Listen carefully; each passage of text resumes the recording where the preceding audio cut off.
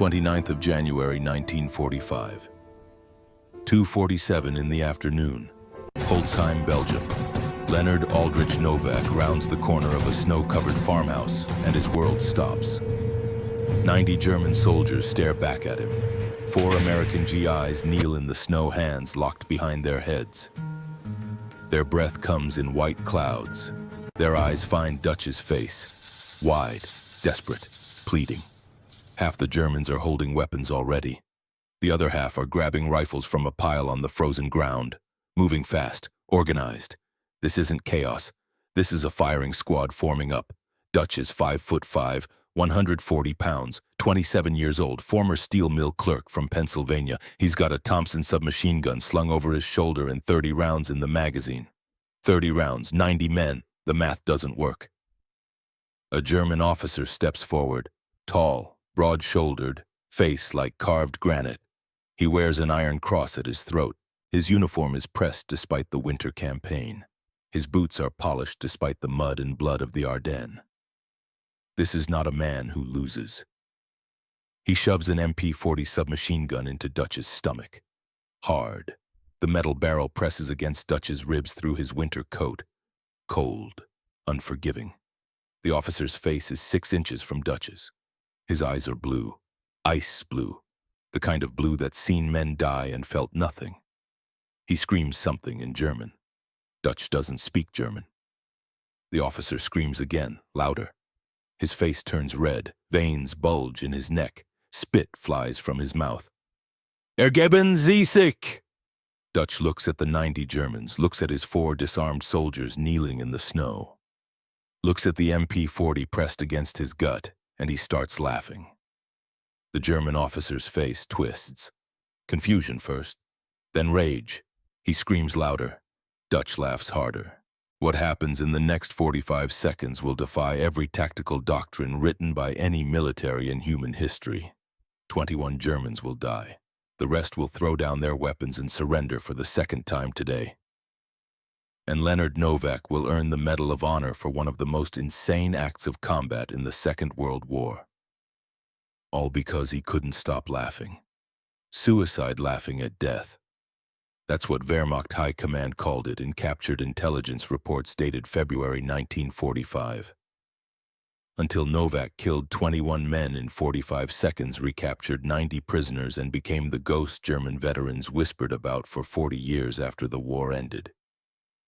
This is how a 5'5" nobody from a Pennsylvania steel town terrified an entire army. This is the story of the man they called Der lachende Dämon, the laughing demon. December 17, 1944, Bognes Crossroads near Malmedy, Belgium. 113 American soldiers from the 285th Field Artillery Observation Battalion surrender to Kampfgruppe Piper, SS Panzer Unit, elite, experienced, ruthless. The Americans are rear echelon troops, artillery observers, radio operators. They're not equipped to fight tanks. They do what the Geneva Convention says you do when resistance is futile. They raise their hands. They're herded into a farmer's field, hands up, weapons dropped, prisoners of war. The Germans should march them to a holding area, process them, send them to camps. That's not what happens. The SS opens fire. Machine guns, pistols, rifles. 84 Americans die in that field. Some try to run. They're cut down in the snow. Some fall wounded. They're finished with shots to the head. SS officers walk through the bodies, laughing, shooting anything that moves. 43 men survive by playing dead. They lie in the snow for hours. German boots walk past them. When darkness comes, they crawl away. They make it back to American lines. They tell what happened. The news spreads through the American army like fire through dry timber. Before Malmedy, the war in Europe had rules, unofficial, unspoken, but real. Soldiers surrendered when the situation was hopeless. Prisoners were treated according to convention. There was a kind of grim professionalism between enemies. After Malmedy, the rules are gone. American surrender rates drop from 12% to 3% overnight. Casualties spike 340% in the following month. Both sides fight to the death because surrender means execution. The question becomes, how do you survive when the only choice is fight or die? For Leonard Novak, that question has a different weight, because he's been asking it his whole life. 1934, Braddock Township, Pennsylvania, 8 miles east of Pittsburgh. Leonard Novak is 18 years old. He stands in the doorway of their 2-room apartment above a closed-down grocery store. Inside, his father sits at the kitchen table, a bottle of cheap whiskey, half empty. His father's hands shake as he pours another glass. Vincent Novak is 12. He sits on the threadbare sofa, watching, not understanding. Dutch understands. He's understood for years. Their father starts talking, the way he does when he drinks, about the war, the first war, 1918, Belleau Wood, the trenches, the gas, the screaming. "I ran," their father says. His voice is slurred, thick. "They came over the top and I ran, left my squad, left my post, ran like a coward." Dutch has heard this before. Everyone in Braddock has heard it. The town doesn't forget. When his father walks down the street, people look away. Conversations stop. Nobody says it to his face, but everyone knows. Novak the coward, Novak who ran. His father looks up. His eyes are red, wet. "You understand, Dutch? You understand what I am?" Dutch doesn't answer. "I'm nothing," his father says. "Less than nothing. A man who runs is no man at all." Vincent shifts on the sofa, uncomfortable, scared. He's 12. He shouldn't have to see this. Their mother died 2 years ago. Influenza.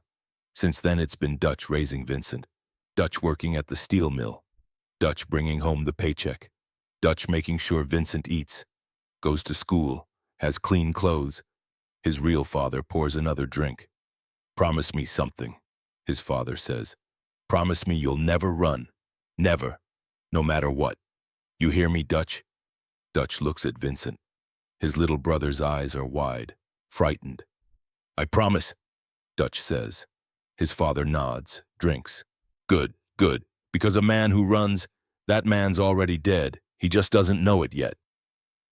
6 months later, Dutch's father walks into the Monongahela River at 3 in the morning. They find his body downstream 2 days later. No note, no explanation. The town says it was an accident.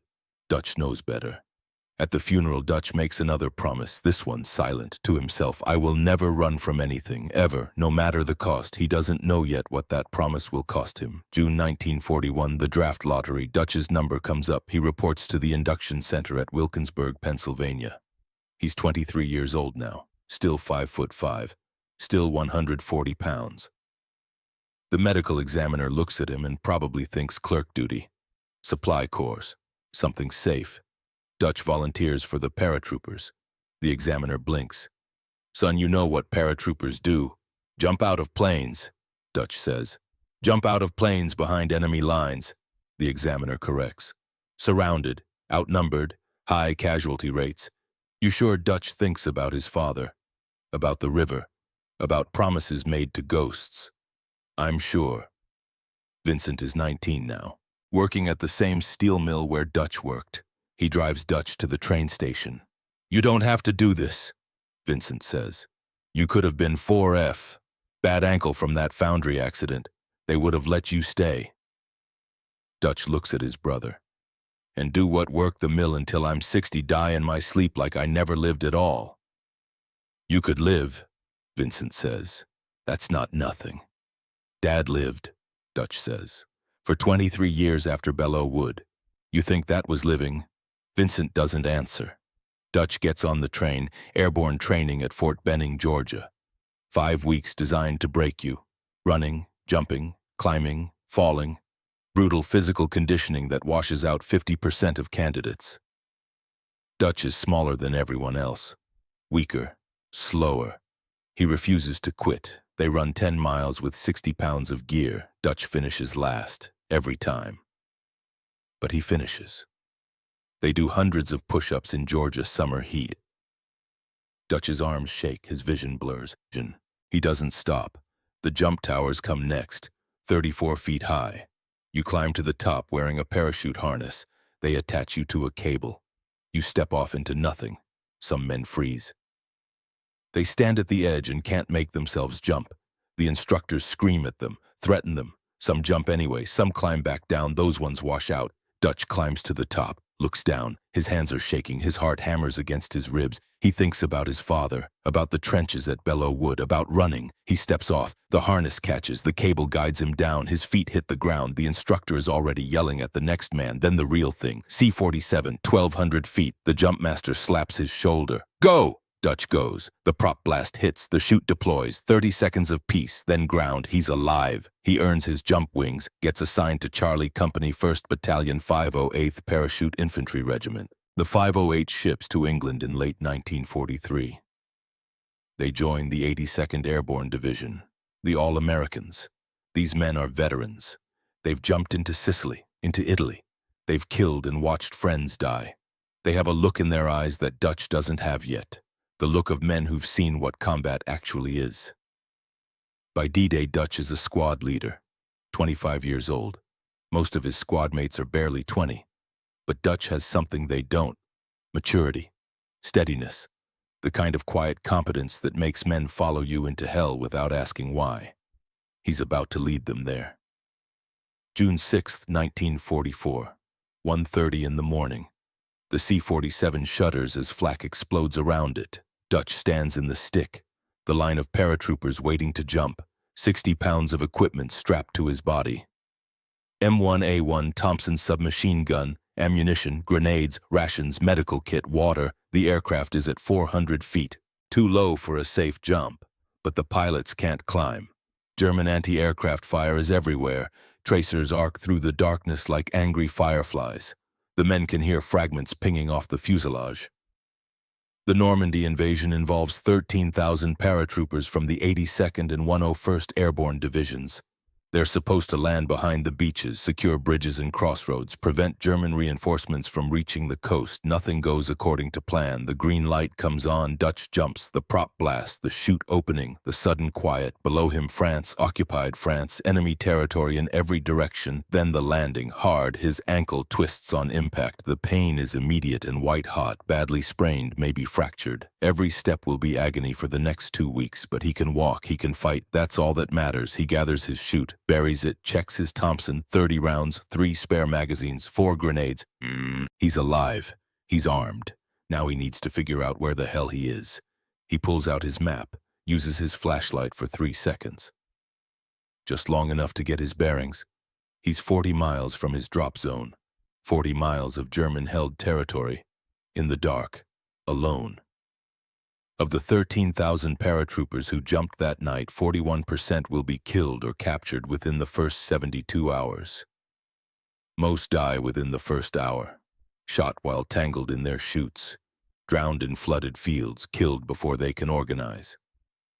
Dutch starts moving. Within 2 hours, he's found 3 other paratroopers, none from his company, none from his regiment, 2 from the 101st, 1 from the 507th. All lost. All looking for leadership. "You know where we are?" one asks. "A kid from Ohio. Can't be more than 19. Behind German lines," Dutch says. "That's all that matters." "We need to link up with our units," another says. "We are a unit," Dutch says. "Right now, the 4 of us. We move at night, hide during the day, head west, questions." They follow him. By dawn, there are 7 of them. By the second night, 12, eventually 18. Men from 6 different companies, 3 different regiments, all of them lost, all of them following the short sergeant with the injured ankle who refuses to slow down. Dutch walks point despite his injury. "You're hurt," someone says. "Let someone else take point." "I'm hurt, not dead." For 10 days, he leads them through German territory. They travel at night, navigate by stars and compass, hide in barns and ditches during the day. They fight when they have to. 3 firefights, 2 ambushes, 1 night attack on a German supply convoy, 0 casualties.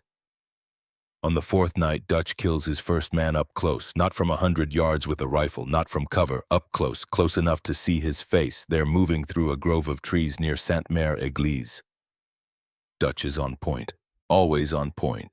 He rounds a tree and there's a German soldier, maybe 20 feet away, smoking a cigarette, leaning against a trunk, taking a break from guard duty.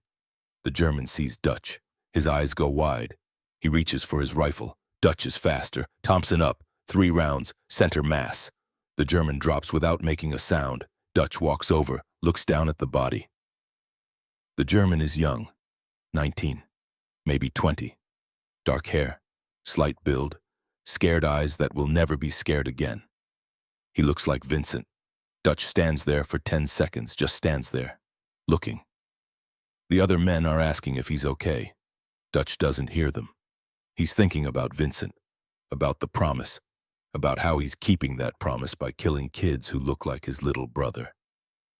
He doesn't sleep that night, or the next, or the next. He sees the kid's face every time he closes his eyes. He'll see it every night for the rest of his life. On June 17th, they link up with Allied forces near Carentan. All 18 men, every single one alive. Silver Star, for extraordinary gallantry behind enemy lines. 18 men returned, 0 casualties. Dutch doesn't feel like a hero. He feels like a man who can't forget the kid who looked like Vincent. September 17th, 1944, Holland, Operation Market Garden. The largest airborne assault in history. 35,000 paratroopers dropping into the Netherlands to capture a series of bridges across the Rhine. If it works, the Allies will be in Germany by Christmas. It doesn't work. The British 1st Airborne Division lands at Arnhem and gets surrounded by SS Panzer divisions that weren't supposed to be there. For 9 days they fight and die in the streets. Only 2,000 of 10,000 men make it out. The bridge too far enters military history as a lesson in what happens when ambition exceeds capability. But Dutch doesn't know about the big picture. He only knows his mission. Support the landings, secure the drop zones, kill Germans. Charlie Company lands near Nijmegen. The drop is clean, no casualties. They secure their objective within 2 hours, standard operation. Then Dutch notices something. 3 German 20mm Flak-Vierling anti-aircraft guns are firing at incoming Allied gliders. The gliders carry reinforcements, jeeps, artillery pieces, ammunition, medical supplies. If those guns keep firing, hundreds of men will die before they even touch ground. The gun position is dug in on high ground near Vauxhall. Approximately 20 German soldiers manning the weapons and providing security. Sandbags, camouflage netting, interlocking fields of fire. Dutch has 3 men with him, his fire team. That's it. Standard military doctrine says you need a 3-to-1 advantage to assault a prepared position. Dutch has the opposite. He's outnumbered 7-to-1. He looks at his 3 men. We're taking those guns. One of them is David Chen, 22 years old, from San Francisco. He's been Dutch's fire team leader since Normandy. Smart, quick, reliable, the kind of soldier you want beside you when everything goes wrong. Sarge, Chen says, that's 20 Germans. There's 4 of us. I can count, Dutch says. It you coming or not? Chen grins. Wouldn't miss it. They assault uphill. Dutch leads, Thompson firing in short bursts. The Germans are focused on the gliders. They don't see the 4 Americans until it's too late. Dutch kills the security detachment. 6 men at close range. Chen and the other 2 storm the gun emplacements. Grenades, point-blank rifle fire. It's brutal, savage, no quarter given. 3 minutes later, all 3 guns are silent. 20 Germans dead, 4 Americans standing. The gliders land safely.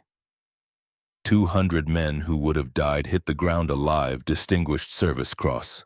4 against 20. All 3 guns destroyed. 200 gliders landed safely. But Dutch doesn't care about the citation. Because David Chen is dying in his arms. A German officer, playing dead, waited until they turned away, shot Chen in the back 3 times. By the time Dutch turned and killed the officer, it was too late. Chen's blood is hot. It soaks through Dutch's gloves. Chen's eyes are wide, surprised, like he can't believe this is happening. Dutch, he whispers. Dutch, I can't. You're okay. Dutch lies. Medic's coming. You're okay. Chen tries to smile. Bullshit, we both know. He coughs, blood on his lips. Don't let them take you alive, Dutch. Promise me. I promise. Chen dies 20 seconds later. Dutch carries his body down the hill, all the way back to the aid station. He doesn't let anyone else touch him. They bury Chen the next day. Quick ceremony. No time for more. There's a war to fight. Dutch stands at the grave, doesn't cry, doesn't pray, just stands there. Don't let them take you alive.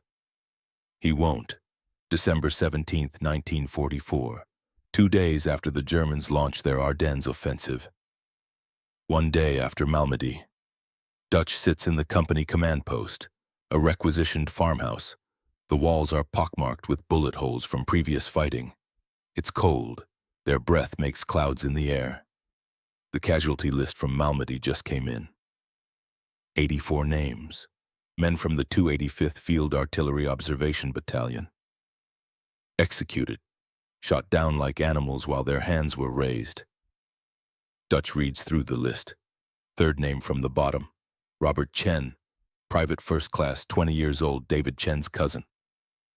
Dutch folds the paper, puts it in his pocket, walks outside. The snow is falling, heavy, wet, the kind that soaks through everything. He stands there, letting it cover him. He thinks about David, about the German officer who shot him in the back, about Robert Chen, 20 years old, murdered in a field with his hands up.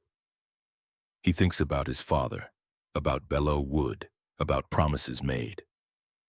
He pulls out a piece of paper, writes a letter to his wife Beatrice. They married in 1943. Right before he shipped overseas, she's back in Pittsburgh, waiting, worrying. The letter is short. B. If you're reading this, I'm probably gone. I need you to know something. If I'm captured, I won't be coming home. Not as a prisoner, not ever. I've decided I'd rather die fighting than die kneeling. This isn't about heroism, it's about keeping a promise I made a long time ago, to myself, to my father, to David. I will never run, I will never surrender, no matter what. I love you, I'm sorry, Dutch.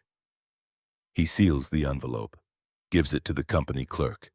If I don't make it, mail this. The clerk takes it, doesn't ask questions. Dutch walks back outside.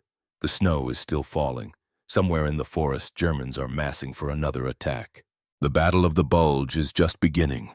It will be the largest battle the American Army fights in World War II, and 89,000 American casualties before it's over. Dutch Novak will be one of the men who survives. But first, he has to survive tomorrow. January 28, 1945. Charlie Company command post somewhere in Belgium. The German offensive has been broken. Now the Allies are pushing back, taking back the ground they lost, village by village, house by house, mile by mile. Charlie Company gets orders. Take the village of Holzheim. Secure it. Hold it. There's a problem. The company is at 30% strength. They've been fighting for 6 weeks straight. The executive officer was killed 3 days ago. They don't have enough men for a proper assault. The company commander looks at Dutch. You're acting XO as of now. We need every man who can hold a rifle. I don't care if they're clerks or cooks or goddamn quartermasters, round them up. Dutch walks to the company headquarters tent. Inside are the support personnel, the men who normally never see combat, typists, supply sergeants, radio operators, mechanics, cooks, 30 of them. They look up as Dutch enters. They know what's coming.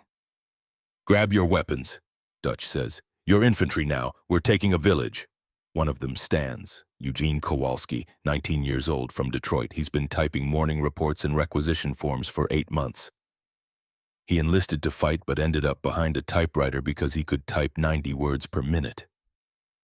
Sarge, Eugene says. His voice shakes. I went through basic, but I've never actually shot at another human being. Dutch finishes. I know. You will tomorrow. Questions. Eugene sits back down, pale, scared. The others don't say anything. They gear up in silence. M1 rifles, ammunition, grenades, field gear. Some of them haven't worn combat equipment since basic training. They struggle with the straps, the buckles, the weight. Dutch watches them, thinks about D-Day, about the 18 men he led through 40 miles of German territory. About David Chen. These men aren't soldiers, not yet. But they will be. He'll make sure of it, or they'll all die trying. The march to Holzheim is 15 miles through waist-deep snow, in a driving blizzard, temperatures well below freezing. German artillery shells explode around them. harassing fire from the flanks, random, meant to slow them down, demoralize them. Eugene walks beside Dutch, stumbling, breathing hard. "How do you do it?" Eugene asks. "How do you just keep going?" Dutch doesn't answer for a minute. They push through a snowdrift that comes up to their chests. "You don't think about the whole march," Dutch finally says. "You think about the next step, then the next one, then the one after that. You keep taking steps until there are no more steps to take. What if I freeze? What if I see a German and I just freeze?" "You won't." "How do you know?" "Because I'll be standing next to you," Dutch says. "And if you freeze, you'll get me killed. You won't do that." Eugene nods, keeps walking. They reach the outskirts of Holzheim at 2 in the afternoon. 15 houses arranged around a central square. Smoke rising from chimneys, Germans in every building. Dutch organizes the assault. He splits his 30 clerks into 3 squads, assigns each squad a sector, explains the plan. "We clear house by house. I go in first. You follow. You shoot anything that moves. You don't hesitate. You don't think. You shoot. Understood?" They nod, terrified but ready. The assault begins. Dutch kicks in the first door, Thompson up. A German soldier is sitting at a table eating soup. He looks up, surprised. His rifle is leaning against the wall. 5 feet away, Dutch shoots him before he can stand. Eugene comes in behind Dutch, sees the dead German. The blood.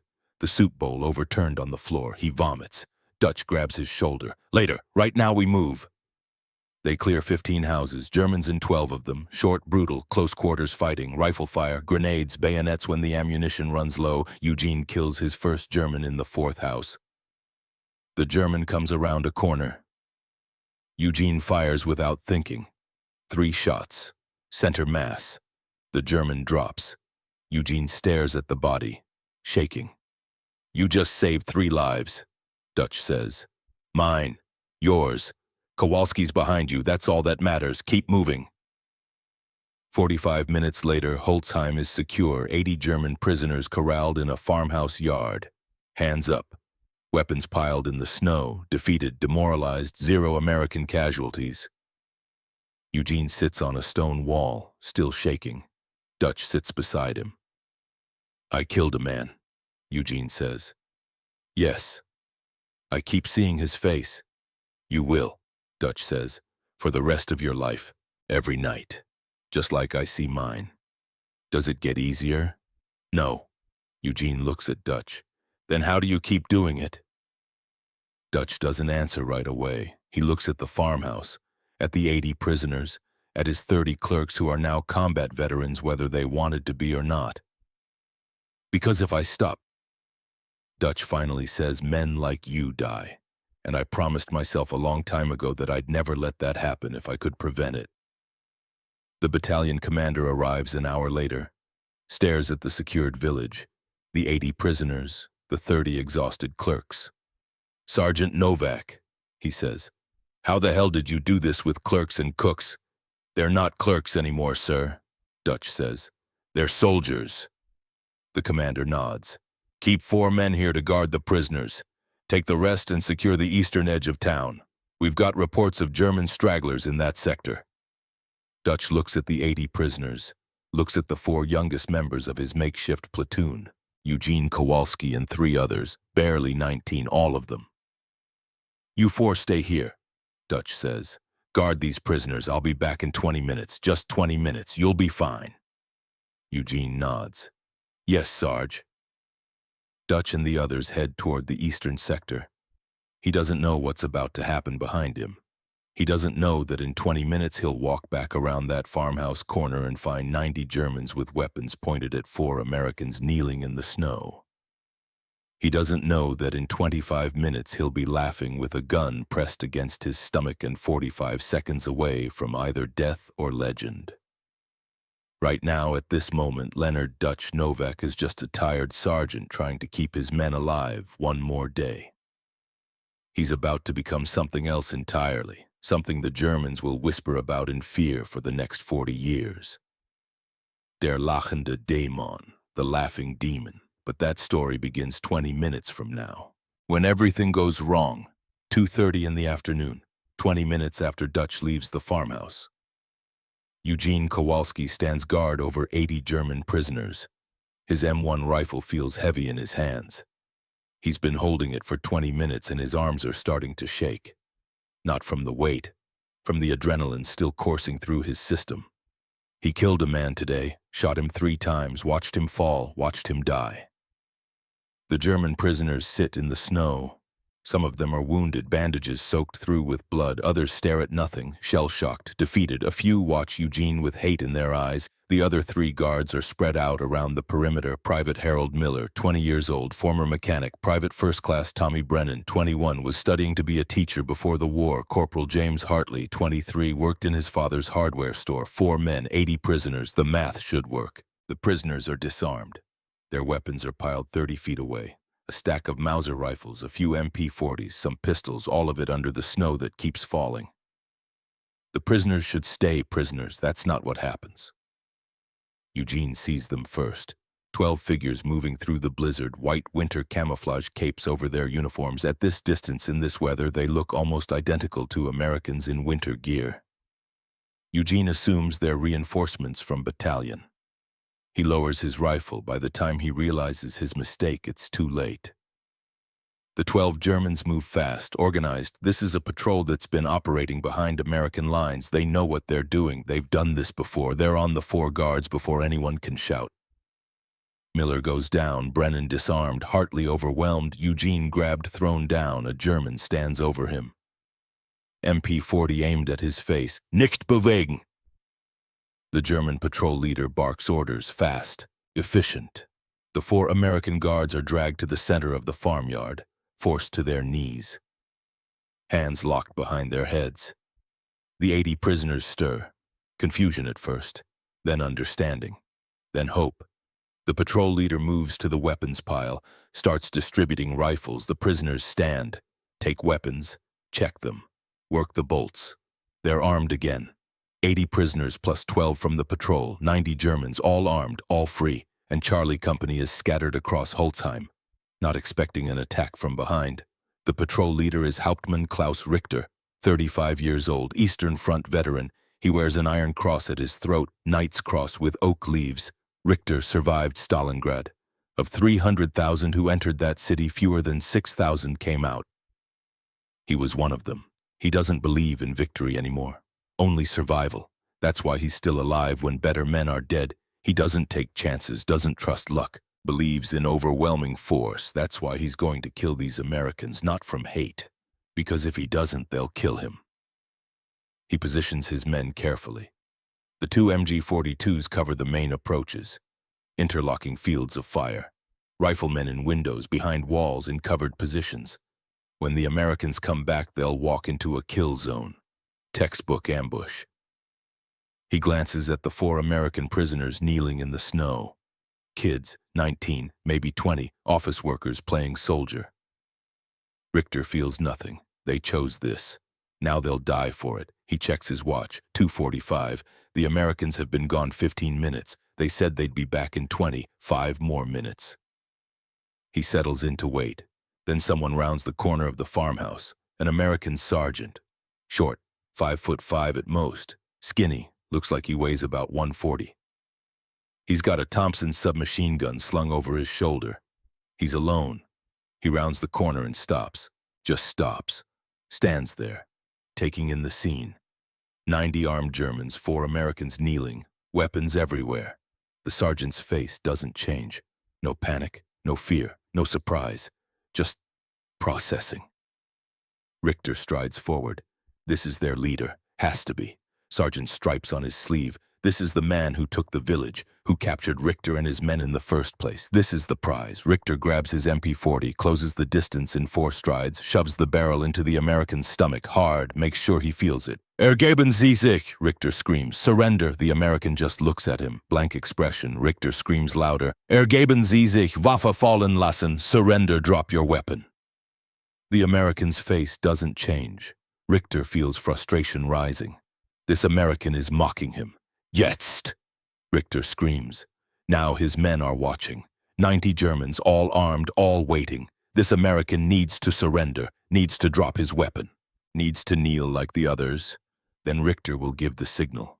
Then his men will kill them all. The American's mouth opens, then he starts laughing.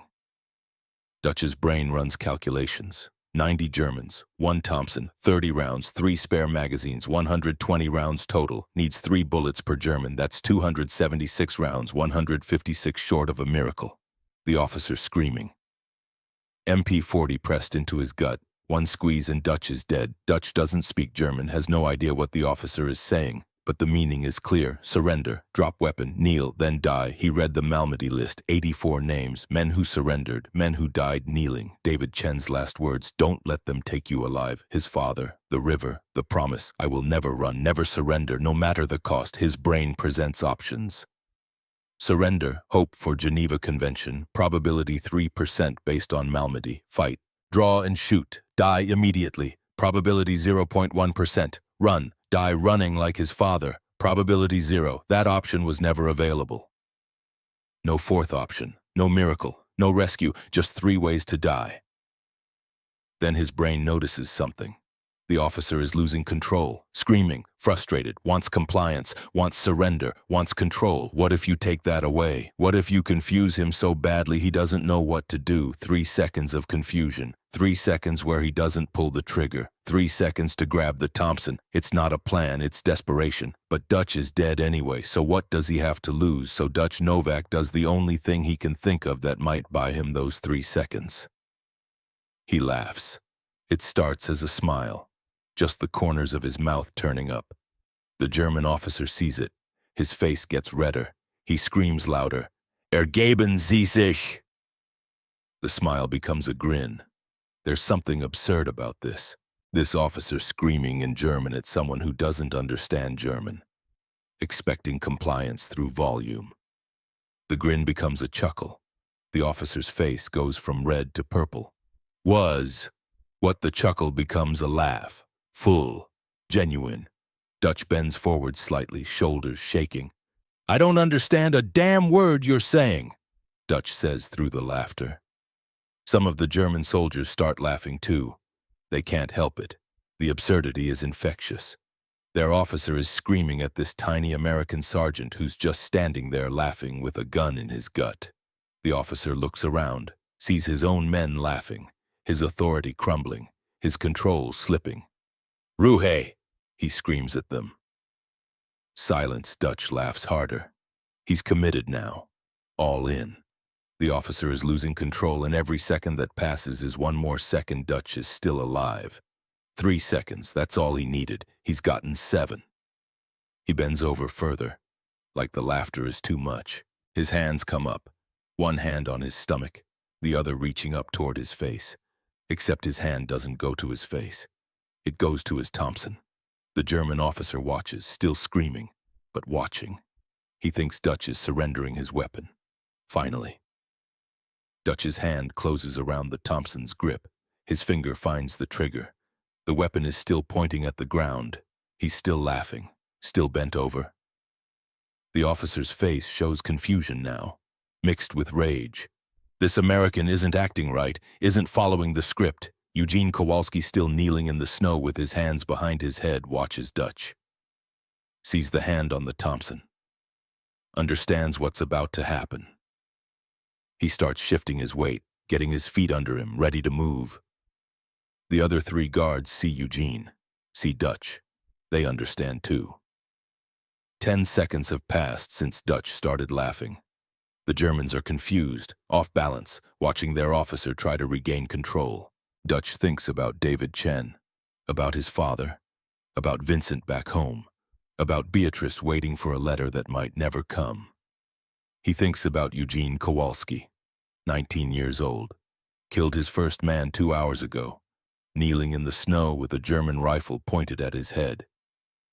He thinks about the promise he made when he was 18. I will never run. Dutch stops laughing. Dutch swings the Thompson down, 1 fluid motion, muscle memory from thousands of hours of training.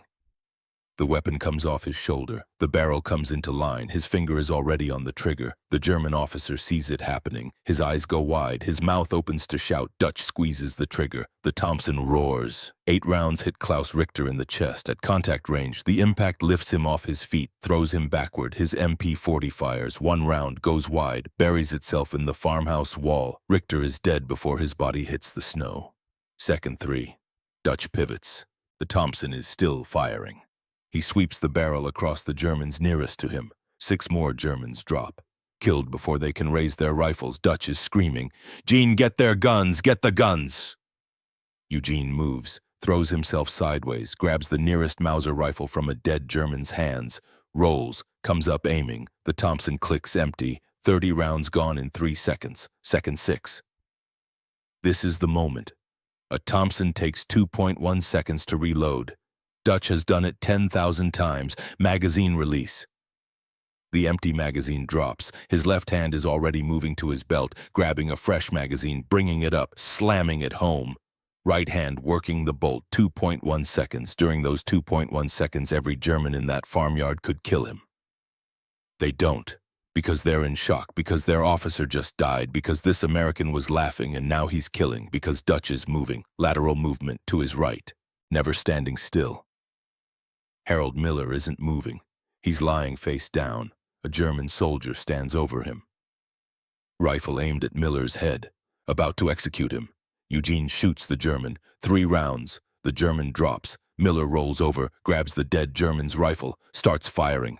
Second 10. Dutch's Thompson is loaded. He's firing again. Short bursts. Controlled, picking targets. The Germans are starting to react, starting to return fire. Bullets crack past Dutch's head. 1 round hits the farmhouse wall beside him, sprays wood splinters across his face. He keeps firing, keeps moving. Tommy Brennan and James Hartley grab rifles, start shooting from prone. They're low, hard to hit. They've got good fields of fire. The Germans are caught in a crossfire. Dutch in front, Eugene and Miller on the left, Brennan and Hartley on the right. Second 15, Dutch sees a German bringing an MG42 into position. If that gun starts firing, this is over. Dutch empties his Thompson at the gun crew. 20 rounds. The gunner drops. The assistant gunner tries to take over. Dutch's last 10 rounds kill him too. The MG42 falls silent before it ever starts firing. Second 20, Dutch is out of ammunition again. He drops behind a stone wall, reloads. His hands are shaking now. Adrenaline, fear. He can hear Eugene firing, methodical, controlled. He can hear Brennan and Hartley, short bursts, good fire discipline. He can hear the Germans shouting, screaming, chaos, good, chaos is good. Second 30, Dutch comes back up, Thompson loaded. He picks his targets. A German trying to organize a squad. Dutch kills him. Another German trying to bring a machine gun into action. Dutch kills him too. The Germans are breaking. Some throw down their weapons, raise their hands, others try to run. Eugene shoots a German who's aiming at Dutch. The German drops. Miller shoots another one, then another. Brennan's rifle clicks empty.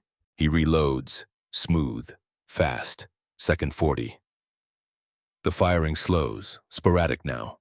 The Germans who are still alive are either surrendering or dying.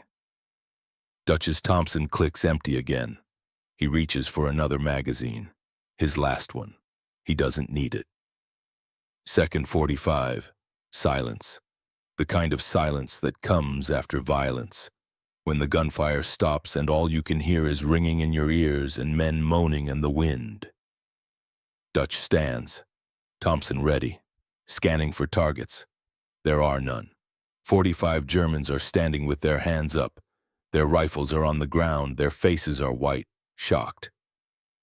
21 Germans are dead, more than 20 are wounded, lying in the snow, bleeding, crying. Klaus Richter is dead, 8 bullets in his chest. His iron cross is soaked with blood. His eyes are still open, still staring at nothing. Eugene is standing, rifle smoking. He's breathing hard, shaking, but alive. Miller is alive. Brennan is alive. Hartley is alive. All 4 guards, still alive. Dutch looks down at Richter's body, looks at the 21 dead Germans, looks at his 4 men. That, Dutch says, was the stupidest thing I've ever seen. Eugene starts laughing. Not humor, hysteria, relief. The laughter of a man who should be dead but isn't. The others join in, all 4 of them, standing in a farmyard full of bodies, laughing like maniacs. The German prisoners watch them. These Americans are insane, led by a demon who laughs at death. They don't know his name yet. They will soon. When the stories spread, der lachende Dämon, the laughing demon, the man who laughed at 90 rifles and killed 21 men in 45 seconds. Dutch doesn't feel like a demon. He feels exhausted. His hands are shaking. His legs are weak. The adrenaline is wearing off. He sits down on the stone wall, the Thompson across his lap. Eugene sits beside him. "Sarge," he says, his voice is hoarse. "I thought we were dead." "We were," Dutch says. "We decided not to be." "How did you know it would work?" Dutch looks at him. "I didn't." Eugene processes this. "So you just decided to try anyway?" "What else was I going to do, Neil?" Eugene doesn't have an answer for that. They sit there, surrounded by bodies, waiting for the rest of Charlie Company to arrive. Dutch thinks about his father, about the promise, about David Chen, about Klaus Richter. He thinks about the man Richter was before he died. Someone's son, someone's brother, maybe someone's father, a man who survived Stalingrad, who earned medals, who probably thought he'd make it through the war, a man who died because he underestimated the wrong American. Dutch doesn't feel pride, doesn't feel triumph, just tired, so tired. He's killed 47 men in this war, 21 of them in the last 45 seconds. He'll kill more before it's over. He knows that. There will be more fighting, more dying, more nights where he can't sleep because he sees their faces. But right now, in this moment, he's alive. His men are alive, and that's enough. The rest of Charlie Company arrives 28 minutes later. They round the corner and stop. Just stop, staring. 21 dead Germans, 24 wounded, 45 with their hands up, 4 Americans sitting on a stone wall, all of them covered in blood, none of it theirs. The company commander walks up to Dutch. "Sergeant Novak, what happened here?" Dutch looks up at him. "They wanted to surrender again, sir. I helped them decide faster." The commander looks at the bodies, looks at the prisoners, looks at Dutch's 4 men. He's doing math in his head, trying to figure out how one sergeant with a Thompson and 4 clerks with rifles killed 21 Germans and wounded 24 more in a farmyard full of 90 armed enemy soldiers. The math doesn't work. It shouldn't be possible. But the bodies are real. "How many of them did you kill?" "I didn't count, sir." "Take a guess." Dutch shrugs. "Most of them." The commander nods slowly. "I'm putting you in for the Medal of Honor." Dutch doesn't respond, just sits there, staring at nothing. The commander walks away, starts organizing. Eugene leans toward Dutch. "Medal of Honor, Sarge. That's the big one." "Yeah," Dutch says. "You're a hero." Dutch looks at Richter's body, at the Iron Cross on his chest, at his open eyes staring at the sky. "No," Dutch says. "I'm just someone who wouldn't kneel." He stands, walks away from the farmhouse, away from the bodies. He finds a quiet spot behind a ruined barn, sits down in the snow, puts his head in his hands. And for the first time since D-Day, Leonard Dutch Novak cries. Not from fear, not from relief, from exhaustion, from the weight of 47 dead men, from the knowledge that he'll carry their faces for the rest of his life, from the understanding that he just became something he never wanted to be. A legend, a ghost story, a demon, and the war isn't even over yet. 3 hours after Holzheim, Charlie Company command post, 5 German prisoners sit in the basement, separated, each in a different room. Intelligence officers are questioning them. The math still doesn't work. Gefreiter Ernst Vogel, 23 years old, from Bremen. The American intelligence officer sits across from him. A lieutenant, speaks perfect German. "Tell me what happened," the lieutenant says in German. Vogel stares at his hands. They're still shaking. 3 hours later and they won't stop. "He laughed," Vogel says. "Who laughed?" "The American. The sergeant. Hauptmann Richter had his weapon in the sergeant's stomach, was screaming at him to surrender. And the sergeant, he just laughed." The lieutenant writes this down. "Then what? Some of us started laughing too. We couldn't help it. It was absurd, this tiny American laughing while our Hauptmann screamed, and then..." Vogel stops. His hands shake harder. And then, the lieutenant prompts. And then the Hauptmann was dead, just dead. 1 second he was screaming, the next second he was flying backward with blood everywhere, and the American was still laughing. Except now he was shooting, and men were dying. And I thought he was a demon. A demon. Der lachende Dämon, Vogel whispers. We saw him laugh at death. We saw him kill Richter with a gun pressed to his own stomach. How does a man do that? The lieutenant writes this down too. What did you do? I tried to shoot him, we all did, but he was moving, always moving. 21 dead in seconds, and then it was over. And those of us still alive were putting our hands up because we knew. We knew if we didn't surrender, he would kill us all.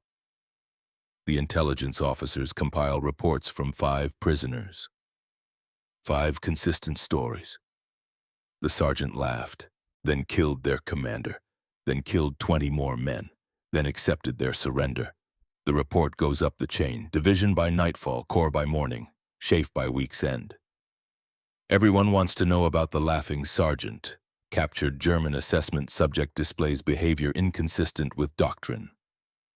Aggressive action when significantly outnumbered. Laughter appears to have been psychological warfare technique. Exploited confusion to initiate attack at point-blank range. Recommend avoid engagement with American paratroop NCOs. If unavoidable, immediate overwhelming force. The American officer makes a note. They're afraid of him. Good. February 3, 1945. U.S. Army War College, Carlisle, Pennsylvania. A classroom full of officers, majors, and colonels, all combat veterans, all pulled from the European theater for this conference. A major stands at the front. He's got a pointer and a chalkboard. On the board are numbers, 90 enemy combatants, all armed. Prepared defensive position, 5 friendly combatants, 1 submachine gun, 4 rifles.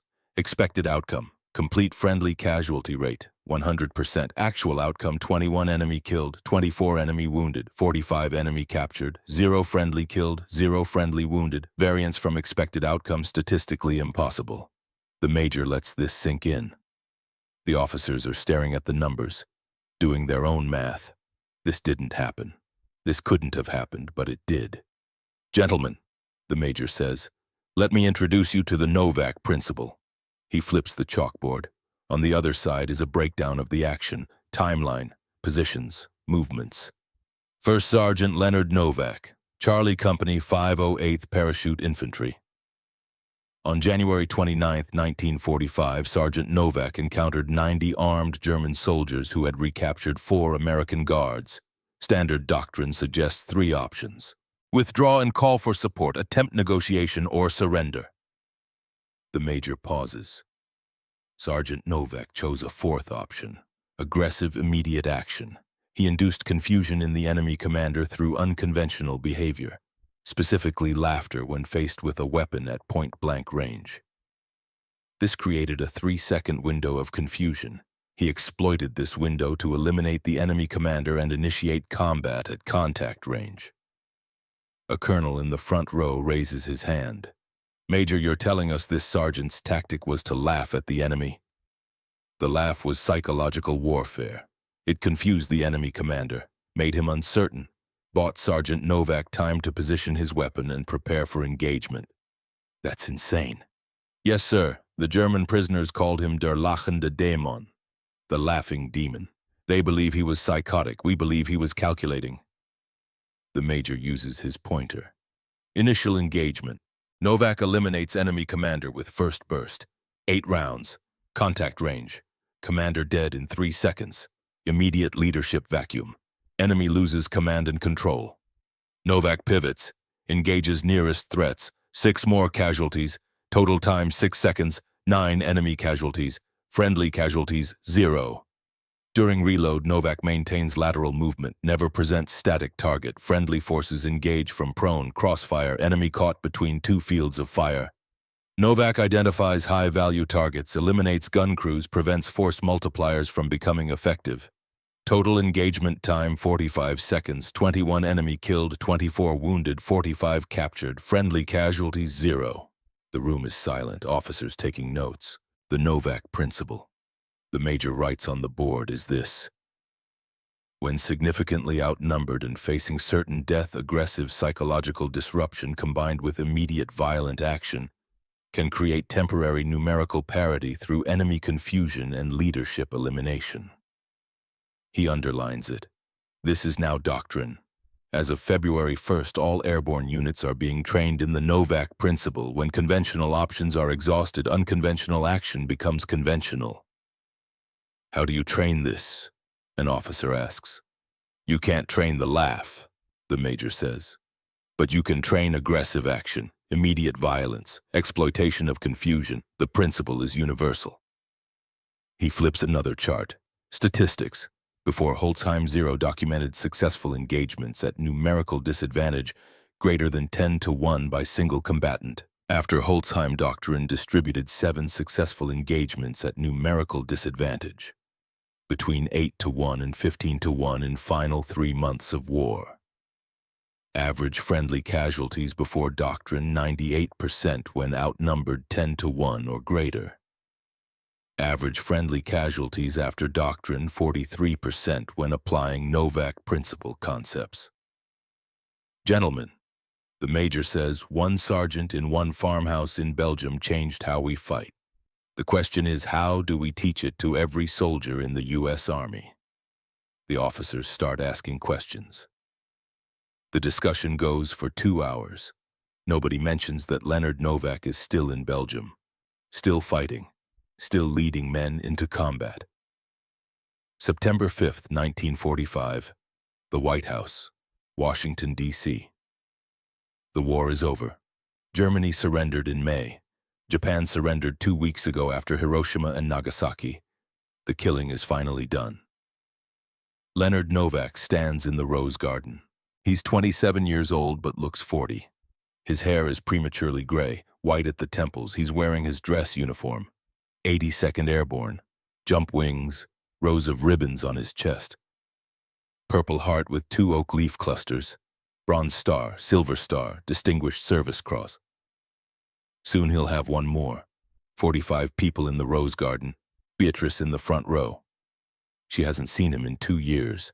He looks older, haunted, but alive. President Harry S. Truman walks toward him. He carries a light blue ribbon. On the end is a 5-pointed star, the Medal of Honor. Truman pins the medal around Dutch's neck. 5 ounces, feels like a stone. First Sergeant Novak, on behalf of a grateful nation, the Medal of Honor for extraordinary heroism. Truman adds something personal. I would rather have this medal than be President of the United States. Dutch doesn't know what to say, so he says nothing, just nods, accepts the handshake, stands while photographers take pictures. Inside his head, he's thinking about someone else. Private Harold Miller, 20 years old, killed at Holzheim, not during the 45 seconds. After, German artillery hit the command post that night. Miller was inside. Direct hit. Miller survived Holzheim, survived the impossible, died 6 hours later. Dutch thinks about David Chen, about Robert Chen, about Klaus Richter, about all the faces he sees every night when he tries to sleep. He thinks I'd rather have them back than this medal, but he doesn't say it. You accept the medal. You shake the hands. You smile for the cameras. You say thank you. And later, when nobody's watching, you put the medal in a case and you try not to look at it, because every time you do, you see faces. 21 faces from Holzheim, 47 faces from the whole war. Men who died because you were good at your job, and your job was killing. October 1945, Pittsburgh. Dutch sits in the William Penn Hotel, expensive, a grateful city paid for it. Parade yesterday, 10,000 cheering. Dutch stood on a float and waved, smiled, played the part the whole time thinking, they have no idea what I am, what I did, what it cost. There's a knock on the door. Dutch opens it. A man in a suit, expensive shoes, Hollywood written all over him. Sergeant Novak Richard Kellerman, Warner Brothers. We want to make a movie about Holzheim. $50,000, Jimmy Stewart, John Ford directing. 50,000, more than his father made in a lifetime, enough to never worry again. All he has to do is sign, Let Hollywood turn 47 dead men into entertainment. I need you to leave, Dutch says. Sergeant, $50,000. I heard you. Leave, now. Why turn down? Dutch thinks about Richter. Real person, real life, real widow, real orphans. Because it's not entertainment. I'm not a hero. I'm just someone who wouldn't kneel. Now get out. Kellerman leaves. Dutch closes the door. The phone rings. He ignores it. Reporters, radio programs, speaking invitations. Everyone wants the story. He's done with it. 2 weeks later, job with the VA, $3,200 a year, processing disability claims, helping veterans navigate bureaucracy. Newspapers, Medal of Honor recipient turns down Hollywood fortune for clerk job. They don't understand. Dutch knows what matters. 47 men never came home. The least he can do is help the ones who did. That's actual heroism, the kind nobody sees, the kind that matters. May 1952. Scranton, Pennsylvania, 7 years after the war.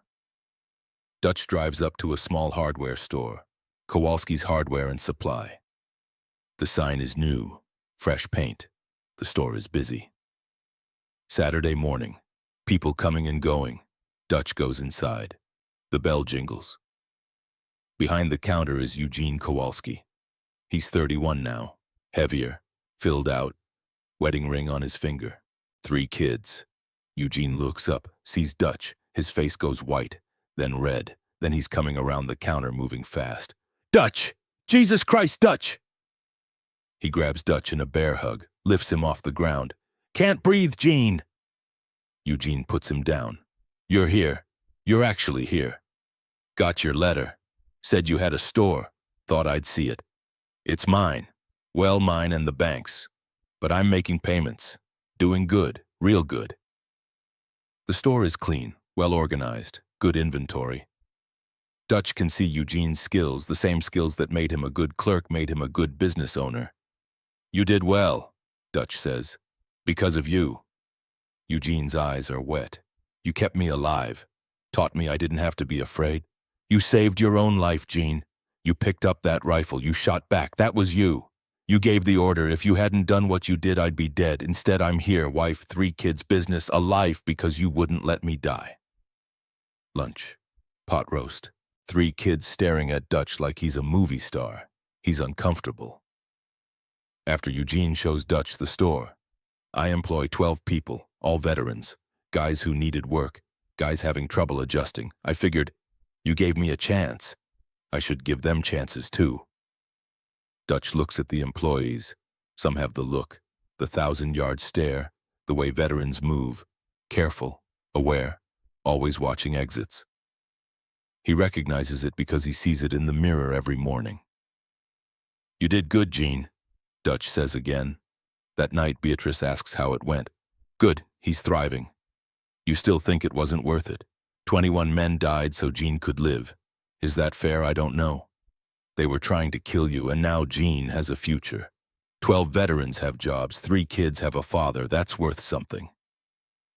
Maybe, Dutch says.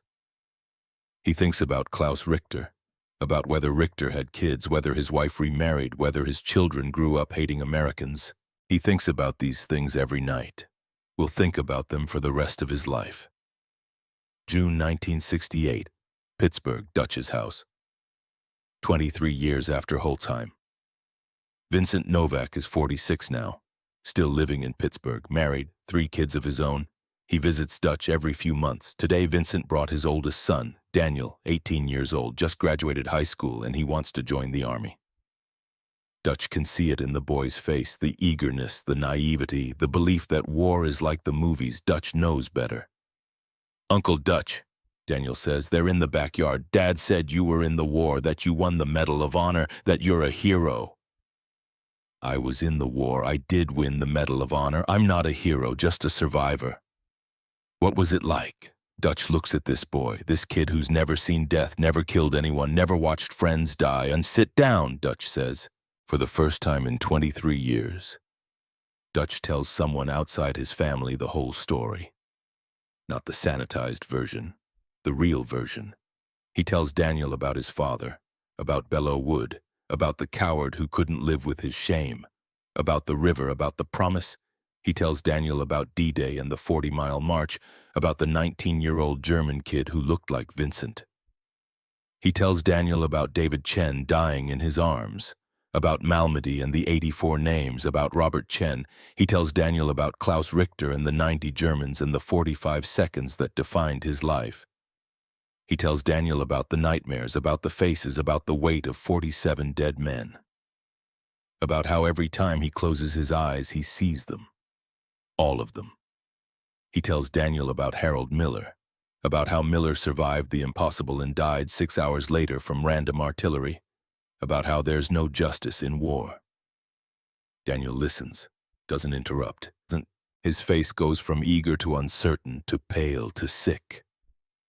When Dutch finishes, Daniel is quiet for a long time. "So you think I shouldn't join?" Daniel finally says. "I think you should understand what you're signing up for. The Army doesn't need more warriors. The Army needs more medics, more doctors, more people who save lives instead of taking them. But you took lives. You saved people by killing the enemy. I did, and I'll carry those faces forever. 21 men at Holzheim, 47 total in the war. I can tell you details about every single one. That's what killing does. It stays with you. Forever." Dutch leans forward. "Daniel, war isn't about glory. It's not about being a hero. It's about doing terrible things, because if you don't, worse things happen. I killed 47 men, but I saved hundreds. Is that a fair trade? I don't know. I'll never know. But I do know this: the world doesn't need more killers. The world needs more healers." Daniel processes this. "What should I do?" "That's your choice, not mine, not your father's, yours. But if you're going to serve as someone who brings people home alive, not someone who sends them home dead." Daniel enlists 6 weeks later. Army Medical Corps, medic, serves 2 tours, saves 43 lives, shot twice, survives, becomes a trauma surgeon. By 1990, Dr. Daniel Novak will have saved an estimated 2,847 lives in hospitals across Pennsylvania. And it started because Dutch told him the truth about Holzheim. November 20th, 1992, Braddock Hills, Pennsylvania. 47 years after Holzheim. Leonard Aldrich Novak dies at home. Pancreatic cancer. He's 74 years old. Beatrice beside him, still strong, still loving him. Vincent there, 66 now, holding his hand, crying quietly. Daniel is there, 42 now, full colonel in the Army Reserve, decorated trauma surgeon. Dutch's last words are to Beatrice, whispered, barely audible. "I wish I could have talked to Richter, asked if he had a Vincent too." Beatrice doesn't understand, but she nods, squeezes his hand. Dutch dies at 3:47 in the afternoon, the same time exactly that he walked around the farmhouse corner at Holzheim 47 years ago. Nobody notices the coincidence. They bury him at Arlington National Cemetery, Section 35, grave 23734, among the heroes of every American war. 200 people attend the funeral, most of them veterans. Many of them Dutch helped at the VA. Most of them never knew about the Medal of Honor until they read his obituary. Eugene Kowalski is there, 67 years old, gray-haired. He gives the eulogy. "Dutch Novak taught a typist how to be brave. He taught me that courage isn't about not being afraid, it's about being terrified and doing what needs doing anyway. He saved my life in Belgium. Then he spent 47 years saving other veterans' lives by helping them get benefits, helping them get medical care, helping them navigate a system that didn't always care about them. Dutch cared, always." Eugene pauses, wipes his eyes. "The world remembers him for 45 seconds in a farmhouse. I remember him for 47 years of service. That's the real heroism, not the killing, the saving." Daniel gives the second eulogy. Uncle Dutch carried 47 faces for 47 years. He never forgot the men he killed, never tried to justify it, never glorified it. He just carried the weight and used it to drive him to save more lives than he took. 2,847 lives I've saved as a doctor. That's because Dutch taught me what real courage looks like. After the funeral, after everyone leaves, Eugene stands at the grave, alone, looking at the headstone. Leonard Aldrich Novak, 1st Sergeant, U.S. Army Medal of Honor, 1918, 1992. Eugene whispers, "Thank you, Dutch, for everything."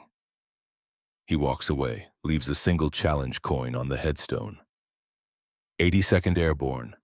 The coin sits there for months. Other veterans add their coins, their medals, their tokens of respect. By the summer of 1993, there are 87 coins on Dutch Novak's grave, from veterans he helped, veterans he saved, veterans whose lives were better because he was in them. The Medal of Honor gets the headlines. The 45 seconds gets the attention, but the 47 years gets the coins. Present day, Fort Liberty, North Carolina, U.S. Army Ranger School, 3rd phase, small unit tactics. A classroom full of Ranger candidates, exhausted, hungry, sleep-deprived. This is intentional. An instructor stands at the front, Master Sergeant, 40 years old, 3 combat tours. He's teaching close quarters battle, actions on contact when outnumbered. "Gentlemen, let me tell you about the Novak principle." He pulls up a slide. Holtzheim, January 29, 1945. The farmhouse, the impossible math. 1st Sergeant Leonard Novak, 5'5", 140 pounds, former clerk. He walked into 90 armed Germans and walked out alive. 21 enemy killed, 0 friendly casualties. This shouldn't be possible. But it happened. The instructor walks them through it. The laugh, the confusion, the immediate violence of action, the lateral movement, the target prioritization, the leadership elimination, the exploitation of chaos. The Novak principle is this: when conventional tactics fail, unconventional action becomes your only option. You create your own advantage. You exploit enemy psychology. You move faster than they can process. You hit harder than they expect. You never stop until they stop you. He shows statistics. 73 documented applications of Novak principle tactics in Iraq and Afghanistan. 89% survival rate when outnumbered 10-1 or worse. This principle saved lives in Fallujah, in Helmand Province, in Mosul. It works because the fundamentals are sound: aggression, initiative, violence of action, psychological disruption. Sergeant, did Novak survive? He did. Turned down $50,000 from Hollywood, worked VA for 47 years, died 92. Last 82nd Airborne MOH from the war. Why did he laugh? The instructor pulls up a final slide, audio transcript, from a 1970 radio interview. The interviewer asked, "Why did you laugh?" Dutch's answer: "I saw my father's face in that German officer's eyes, both of them screaming because they were terrified. My father terrified of being a coward. That officer terrified I wouldn't do what he expected. I laughed because I finally understood. We're all just scared men pretending to be brave. My father pretended by running. I pretended by fighting. That officer pretended by screaming. In the end, we all did what we thought would let us sleep at night. Some of us just sleep better than others." The classroom is silent. The candidates are processing, understanding. "Gentlemen," the instructor says, 45 seconds of combat, 47 years of service. That's the Novak legacy, not the killing, the commitment, the understanding that real heroism isn't about the moment, it's about the lifetime. Class dismissed. The candidates file out. They'll remember this lesson. Some of them will apply it. Some of them will survive because of it. Some of them will go on to teach it to the next generation. The Novak principle lives on, still saving lives, still teaching soldiers how to think when everything is impossible. Dutch Novak chose to fight, and in fighting he changed how America fights. That's the real legacy. Not 45 seconds of legend, 47 years of service. 2,847 lives saved by Daniel. 12 veterans employed by Eugene. Countless veterans helped by Dutch at the VA. 73 applications of the Novak principle in modern combat. The ripple effects of one man who wouldn't kneel, one sergeant who laughed at death, one former clerk who became a ghost story Germans told their children. Der lachende Dämon, the laughing demon. Except he wasn't a demon. He was just a man. A short, tired, haunted man who carried 47 faces and used that weight to drive him to save more lives than he took. That's heroism. Not the kind you see in movies, the kind you live every day, the kind nobody cheers for, the kind that matters, and somewhere in Arlington, Section 35, Grave 23734. There are 87 challenge coins on a headstone. From the people who understood, from the people who knew, from the people whose lives were better because Leonard Dutch Novak was in them. 45 seconds made him a legend. 47 years made him a hero. The difference matters. Remember that. Somewhere in a Belgian farmhouse turned museum, tourists walk past a plaque. Most don't read it. Those who do see a name, a date. 21 killed in 45 seconds. They take pictures, move on, never knowing the full story, never knowing about the coward's son who became a legend by refusing to run, never knowing about the 47 years no one celebrated, never knowing that the shortest man in that farmhouse carried the heaviest weight for the rest of his life. But in Arlington, 87 coins know. In Scranton, 12 veterans know. In hospitals across Pennsylvania, 2,847 lives know. And at Fort Liberty, every ranger who learns the Novak principle knows. The laugh that saved lives, the 45 seconds that changed doctrine, the 47 years that defined heroism. Leonard Dutch Novak, 5'5", 140 pounds, the laughing demon who was just a man who wouldn't kneel.